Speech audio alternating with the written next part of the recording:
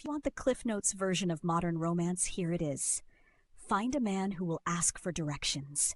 Yes, the same species that once navigated by the stars and a stubborn refusal to consult a map now needs to demonstrate the radical act of admitting he is lost. It's not glamorous, but neither is circling the same block for 40 minutes while the GPS screams in passive-aggressive tones. Asking for directions is the tiny, domestic equivalent of a Nobel Prize in humility. It signals that he values getting where you're going over preserving the illusion that he always knows the way. That illusion is expensive.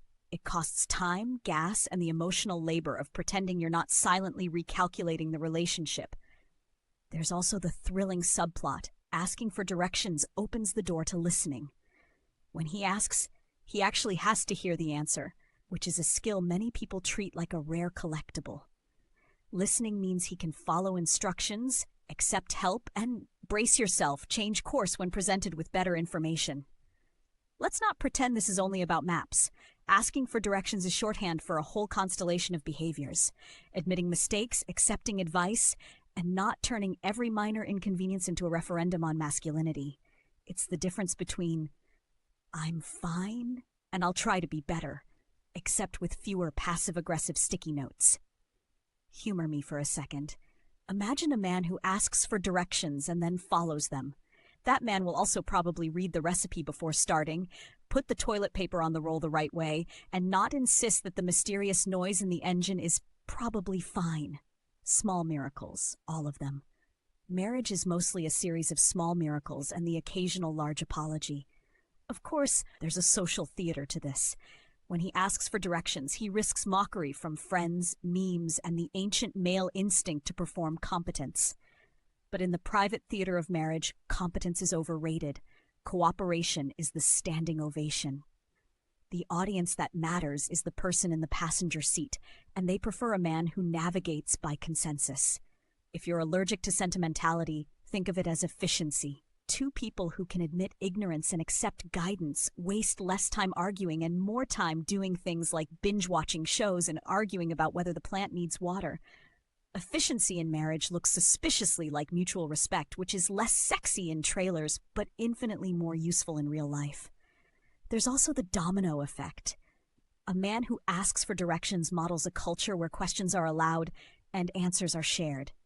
Kids, pets, and houseplants pick up on this vibe. Suddenly, your household becomes a place where "I don't know" is an acceptable sentence, and "let's figure it out together" is the default response, which is basically the domestic version of world peace. Now, for the skeptics who insist that asking for directions is a metaphor too far, fine. Replace the phrase with willing to apologize first, willing to do the dishes, or willing to admit when he's wrong. The point remains. The one thing is less about the literal act and more about the willingness to prioritize the relationship over ego. Ego is heavy. It takes up space in the trunk and never fits in the overhead compartment. Let's be honest, romance novels didn't prepare anyone for this. They taught us about grand gestures, not the quiet bravery of admitting you missed the exit. But real love is not a montage. It's a series of tiny, often unromantic choices that add up to a life that doesn't feel like a hostage negotiation.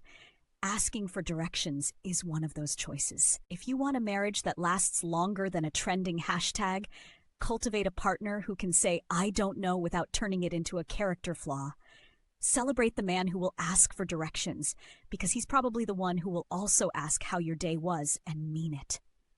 That, more than any dramatic rescue, is what keeps people together. Finally, if you're still clinging to the myth that stubbornness equals strength, consider this. Strength that refuses help is just a very expensive form of stubbornness.